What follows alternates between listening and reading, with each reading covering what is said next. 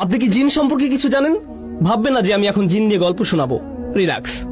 তবে তা না হলেও জিন সম্পর্কে কিছু কথা বলতে চাই।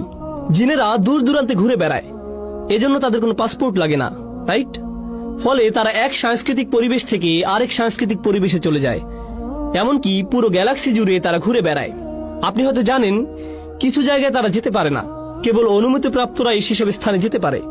সেখানে যেতে চাইলে তাদের উপর শিহাবান রসাদান তথা জ্বলন্ত উল্কাপিণ্ড আঘাত হানে। এই স্থানগুলোর বাইরে বাকি সব দিকে তারা যেতে পারে। ফলে আপনি ধরে নিতে পারেন যে তারা বহুভাষীও বটে। রাসূল সাল্লাল্লাহু আলাইহি ওয়াসাল্লামের উপর ওহী নাজিলের সময় একদল জিন পৃথিবীতে আটকে পড়েছিল। আপনি কি সেই ঘটনাটি জানেন? জিনেরা আকাশে ভ্রমণ করতে পারে, কিন্তু কোরআন নাজিলের সময় আকাশ সিলগালা করে দেয়া হতো। ফলে তারা তখন সেখানে যেতে পারত না। এসব প্রতিরোধ কোত্থেকে আসছে? ফেরেশতাদের নিরাপত্তা ব্যবস্থা তো আগে কখনো এত কড়াকড়ি ছিল না।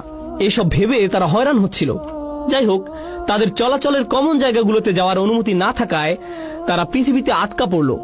এ কারণে সূরা জিনে আল্লাহ বলছেন, আল্লাহ নু'জিজাল্লাহ ফিল আরদ। আমরা জানি যে পৃথিবীতে আমরা আল্লাহকে পরাস্ত করতে পারবো না। তারা একবারও আকাশের কথা উল্লেখ করেনি। এর কারণ কি? কারণ তারা সেখানে যেতেই পারছিল না। তারা তখন পৃথিবীতে আটকা পড়েছিল। ফলে তারা এখানেই ঘোরাফেরা করছিল।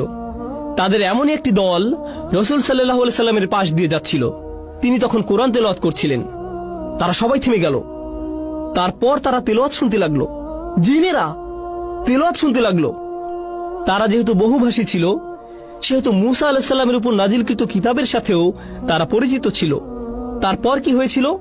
আল্লাহ তাআলা তখনকার ঘটনা বর্ণনা করেছেন, ওয়া ইয সারাফনা ইলাইকা নাফারাম মিনাল জিন্নি ইস্তামিউনাল কুরআনা ফালাম্মা হাদারুহু ফাকালু আনসিতু।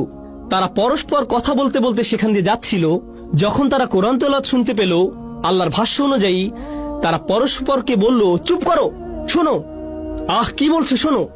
আনসিতু ফালাম্মা কুদিয়া। যখন তেলাওয়াত সমাপ্ত হলো, তখন তারা তাদের জাতির কাছে ফিরে গেল, মুনজিরিন, তাদেরকে সতর্ক করতে। ইয়া কওমানা ইন্না সামি'না কিতাবান উনজিলা মিন বা'দি মূসা। আমরা এমন এক কিতাব শুনে এসেছি যা মূসার পরে নাজিল হয়েছে। তারা মাত্রই তখন তেলাওয়াত শুনেছে এবং শুনেই তারা অভিভূত হয়ে পড়েছে।